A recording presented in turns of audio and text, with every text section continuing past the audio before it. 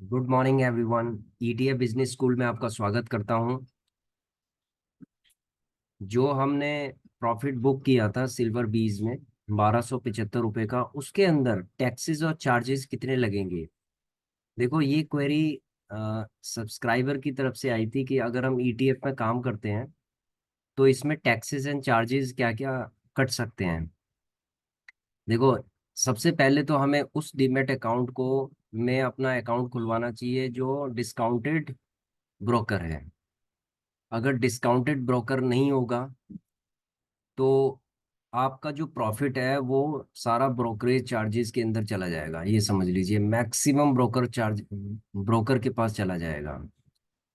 क्योंकि हमारे जो प्रॉफिट्स हैं वो छोटे छोटे प्रॉफिट्स हैं, और छोटे छोटे प्रॉफिट्स में से अगर हम ब्रोकरेज ही देते रहेंगे तो हमारी जेब के अंदर क्या जाएगा।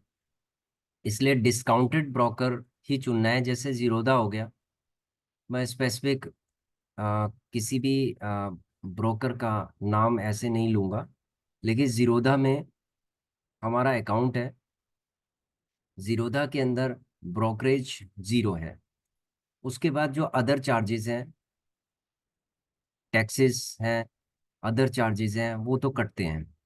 तो वो चीज़ें हम आपको बताते हैं कि कितना कट सकता है इसके अंदर। देखो, सबसे पहले हमने सिल्वर बीज लिया था। सिल्वर बीज के अंदर हमने कोई भी एवरेजिंग नहीं की। इसका मतलब है कि वन गो में हमने 500 क्वांटिटी हमने ली थी।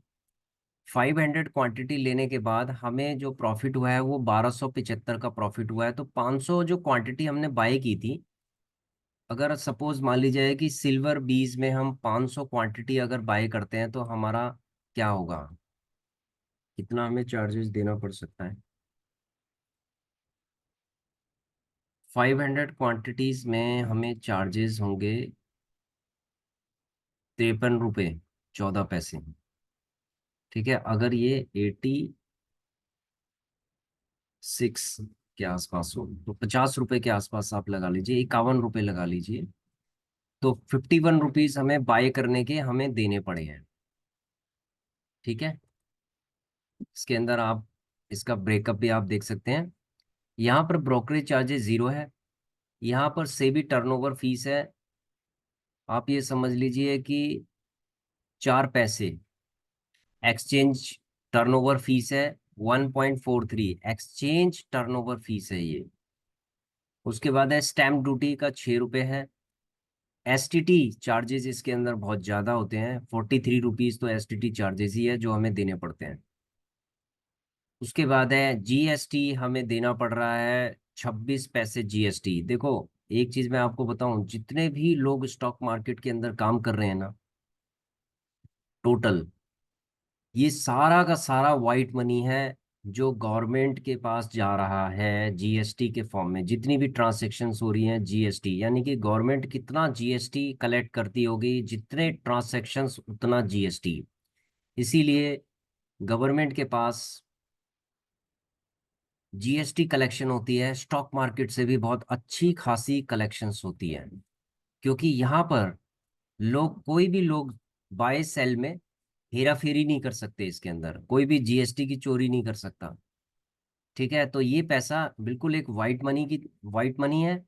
और ये पैसा, इसका जो भी आप प्रॉफिट कमा रहे हैं, इसका मतलब है कि आप सरकार को पैसा दे रहे हैं। ठीक है, जितने भी लोग स्टॉक मार्केट के अंदर काम कर रहे हैं वो सारे के सारे गवर्नमेंट को पैसा दे रहे हैं, चाहे वो छोटा रिटेल ट्रेडर हो या बड़ा ट्रेडर हो। इसका मतलब we are contributing to government. Government revenue के अंदर हमारा एक बहुत बड़ा कंट्रीब्यूशन है। टोटल चार्जेस एंड टैक्सेस हमारा हो गया लगभग 51 रुपए के आसपास हो गया, जो हमने आपको दिखाया है। अब हमारा इसके अंदर प्रॉफिट है 1275 रुपये का प्रॉफिट है, जो हमने बहुत ही 100% सेफ्टी मॉडल पे हमने इसमें अर्न किया है। अब हम चलते हैं, सेल करते समय हमें कितना देना पड़ा है। देखो, सेल करते समय जो डीपी चार्जेस हैं, सेल करते समय हमें 15 रुपये 34 पैसे देने पड़े हैं।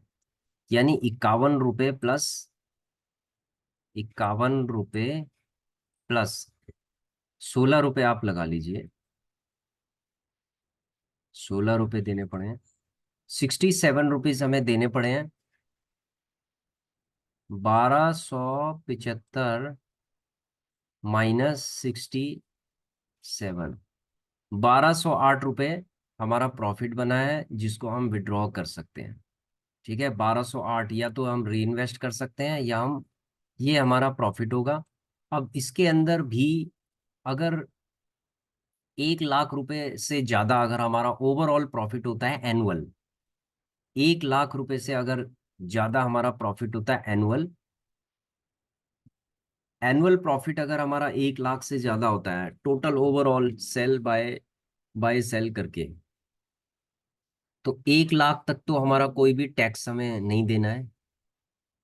1 लाख तक टैक्स एग्जेम्प्टेड है।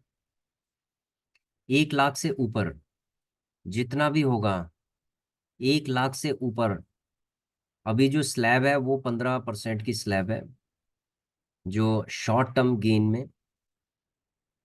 आप ये समझ लीजिए कि अगर 1 लाख से ऊपर 10,000 अगर आपने प्रॉफिट कमाया है, 1,10,000 रुपये जो आपका प्रॉफिट होगा, कैलकुलेशंस करते हैं। जैसे सपोज आपने 1,10,000 रुपये आपने प्रॉफिट कमाया, तो हम 1 लाख इसमें से माइनस कर देते हैं, तो आपका 10,000 हो गया। 10,000 का अगर हम फ्लैट 15% अगर हम निकालते हैं, 15% हमने निकाला है, तो 1,500 रुपये हमें साल भर का टैक्स देना पड़ेगा गवर्नमेंट को। ठीक है, कितना देना पड़ेगा? 1,500 रुपये हमें टैक्स देना पड़ेगा अगर हमने 10,000 की अगर हमने प्रॉफिट किया है।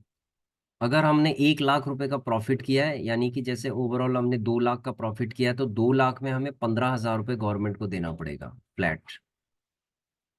ठीक है, उसके अंदर भी कुछ प्रोविजंस होंगे जो कि किसी चार्टर्ड अकाउंटेंट से बात कर सकते हैं, या जो फाइनेंशियल जो प्लानर्स हैं आप उनके साथ बात कर सकते हैं कि किस तरीके से ये टैक्स जो है इसको किस तरीके से मैनेज किया जाए, क्योंकि टैक्स मैनेजमेंट बहुत ज़रूरी है। अगर आप टैक्स मैनेजमेंट नहीं करेंगे तो क्या होगा कि विदाउट नॉलेज आप अननेसेसरी, आपकी पॉकेट से ज़्यादा टैक्स जा सकता है। ठीक है, इसलिए टैक्स प्लानिंग बहुत ज़रूरी है। तो आप अगर अच्छा खासा आप अगर प्रॉफिट कमा रहे हैं, तो आप किसी टैक्स प्लानर या चार्टर्ड अकाउंटेंट या कोई भी फाइनेंशियल जो एक्सपर्ट्स हैं उनके साथ एक बार जरूर डिस्कस कर लें।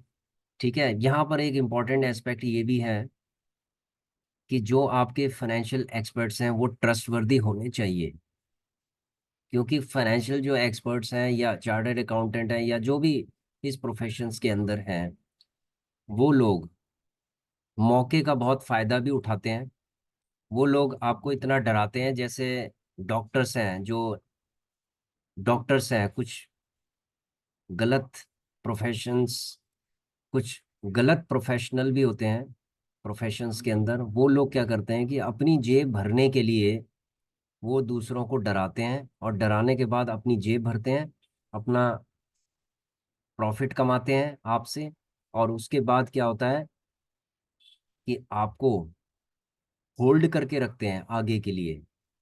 ठीक है, आगे के लिए वो आपको होल्ड करके रखेंगे ताकि आप उन्हीं के पास जाओ और आप उन्हीं से अपनी कंप्लायंसेस करवाओ। देखो, अगर आप किसी भी टैक्स प्लानर, चार्टर्ड अकाउंटेंट या फाइनेंशियल एक्सपर्ट के पास जाना चाह रहे हैं, तो आप एक के पास मत जाइए, आप कम से कम 10, 20, 25, 30 के पास जाइए। सबसे व्यू लीजिए, आप हर किसी से व्यू लीजिए, और उसके बाद ही आप प्लानिंग कर सकते हैं। जो ट्रस्टवर्दी होगा उसी के साथ आप उसी को अपनी जो कॉन्फिडेंशियल चीजें हैं ये शेयर कर सकते हैं। क्योंकि अगर आप ये कॉन्फिडेंशियल चीजें अगर किसी के साथ शेयर करेंगे, तो क्या होगा, वो मौके पे चौका मारेगा या मौके का फायदा उठाएगा। तो इसीलिए फ्रेंड्स, आप जो है सावधान रहिए। और छोटे प्रॉफिट में, अगर आपको 1-2 लाख का प्रॉफिट है तो कोई इतनी ज़्यादा दिक्कत नहीं है। अगर आपको मान लीजिए 5 लाख 10 लाख का प्रॉफिट हो रहा है साल भर के अंदर, तो उसके लिए टैक्स प्लानिंग बहुत जरूरी है, और टैक्स प्लानिंग जरूर कीजिए। अगर आप 5 लाख तक का प्रॉफिट कर रहे हैं, तो ये हमने वीडियो इसलिए बनाई थी क्योंकि किसी सब्सक्राइबर का हमें कनेक्ट हुआ था। उन्होंने कहा था कि सर ये जो 1275 रुपये का आपने प्रॉफिट बनाया है, इसके अंदर हमें एक्स्ट्रा चार्जेस क्या क्या देने पड़े, और हमें टैक्सेस कितने देने पड़ेंगे। देखो 1 लाख तक का अगर हमें प्रॉफिट होता है ओवरऑल, तो हमें कोई टैक्स नहीं देना। और अगर 1 लाख से ऊपर होगा तो 15% अभी फ्लैट है, लेकिन उसके अंदर भी प्लानिंग की जा सकती है। ठीक है फ्रेंड्स, तो thanks for watching our video. Please subscribe, like and share our channel. Thank you.